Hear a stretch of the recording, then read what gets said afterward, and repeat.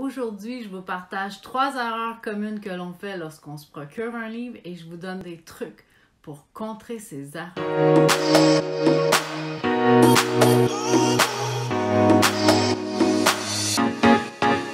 Je crois qu'on a tous fait cette erreur-là. On s'est procuré des livres avec l'intention de les lire. Puis lorsqu'on est arrivé à la maison, on les a déposés puis on les a jamais ouverts. Moi, je regarde ma bibliothèque puis je me dis celui-là, je vais le lire. Celui-là, lui, c'est certain que je vais le lire. Puis en fait, je les ai pas encore ouverts. Vous savez, si vous vous procurez un livre parce que vos amis vous ont dit « Ah, ça, c'est un super bon livre, tu devrais le lire », bien, c'est pas la même relation qu'on a avec un livre quand on sait pourquoi on le lit.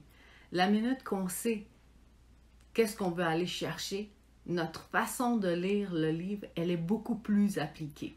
Donc, je vous invite déjà à élaborer votre pourquoi. Pourquoi vous avez besoin de ce livre-là? Je vais vous donner les miennes, mes raisons à moi. C'est parce que je sais que ça va apporter un impact sur mon bonheur, ça va apporter un impact sur mes pensées, sur mon mindset, sur ma business, sur mon focus. Fait que c'est sûr que quand je le lis, je suis assoiffée. Je veux avoir ces informations-là. Je le sais qu'elles vont être bénéfiques. Allons-y tout de suite avec les 3 erreurs que l'on fait lorsqu'on se procure un livre. Puis je vais vous donner un truc tout de suite après l'erreur pour contrer cette erreur-là. La première erreur que l'on fait lorsqu'on va chercher un livre, c'est qu'on pense qu'on doit le lire d'un bout à l'autre, cover to cover. Et en fait, c'est pas le cas. Pour contrer à ça, je vous donne la métaphore de quand vous allez à l'épicerie puis que vous avez besoin du pain, du beurre, du lait. Est-ce que vous allez faire chacune des rangées? En fait, vous n'allez pas faire chacune des rangées, vous allez chercher ce que vous avez besoin et vous allez aller passer à la caisse. Là, je sais, il y en a qui vont me dire, Cathy, avec le COVID, il faut suivre les flèches. Je suis d'accord avec vous. Suivez les flèches, mais vous allez aller chercher ce que vous avez besoin. Puis vous allez aller voir la caissière pour payer vos achats. C'est la même chose avec un livre. En fait, il y a beaucoup d'auteurs qui savent exactement ces astuces-là. Et quand ils écrivent leur livre, ils savent que vous n'allez pas lire de la page 1 jusqu'à la dernière page. Donc, ils mettent les informations parsemées et ils les mettent en caractère gras. Ce qui fait que quand vous passez à travers un livre, vous pouvez déjà aller chercher les éléments qui vous intéressent. En tout cas, moi, mon dernier livre, Freak In et Freak Out, tout ce que cache votre relation à l'argent, je l'ai construit comme ça. J'avais pas envie que les gens le lisent de la page 1 à la dernière page, quoique je vous le suggère fortement. Mais j'avais envie que les gens puissent retrouver les sujets qui les intéressent et je les ai mis en caractère gras. La deuxième erreur que l'on fait, c'est qu'on pense que ça va prendre de la volonté pour le lire. Parce que souvent, les livres, on s'entend, c'est environ 200, 300, 400 pages. Et si on se fie à notre volonté, bien souvent, ça demande de l'énergie parce qu'on regarde la brique, puis on se dit « My God, ça va être long lire tout ça. » Que lire un paragraphe, lire un chapitre, tourner une page, si ça devient lourd, ce livre-là va avoir zéro impact.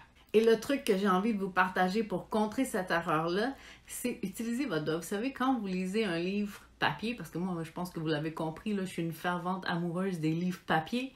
J'aime ça quand on lit les paragraphes, j'aime ça tourner la page, j'aime ça connaître la suite de l'histoire ou la suite de ce que je suis en train de lire.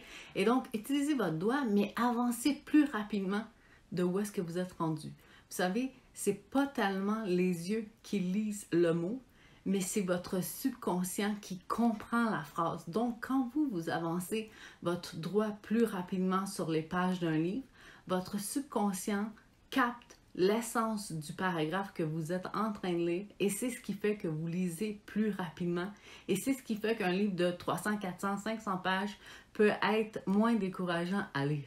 Et la troisième erreur que l'on fait, et je suis coupable, c'est qu'on achète un livre en lien avec la page couverture. Écoutez, les compagnies marketing ne manquent pas d'idées pour nous faire tomber dans ce panneau-là. Et évidemment que ça m'est arrivé aussi, mais ce que je vous invite à faire, c'est qu'avant d'acheter un livre en lien avec la couverture, essayez d'aller voir l'auteur, essayez d'aller voir quels sont ses sujets, essayez de le trouver sur YouTube ou sur Internet. Vous allez voir ses entrevues, vous allez voir les idées et les opinions qu'il partage. Et si vous sentez une certaine affinité avec cet auteur-là, c'est sûr que vous allez avoir un intérêt à aller lire ce qu'il a à vous partager. Et je peux vous garantir que la façon dont vous allez lire le livre, ça va impacter votre vie de façon beaucoup plus positive. Avec cette capsule, je vous ai partagé 3 erreurs que l'on fait lorsqu'on se procure des livres et je vous ai donné des trucs pour contrer ces erreurs-là. Vous avez le pouvoir de changer la vie des gens qui vous entourent. Si vous pensez à quelqu'un qui aurait besoin de cette vidéo, je vous invite à la partager. Sinon, simplement taguer leur nom sous cette capsule. Si ce n'est pas déjà fait, je vous invite à me suivre sur ma chaîne YouTube. Si vous faites un petit subscribe sur la petite clochette, vous allez recevoir une notification parce que je dépose des vidéos comme celle-ci à chaque semaine. Et sur ce, moi, je vous donne rendez-vous sur une prochaine capsule vidéo et je vous dis à presto!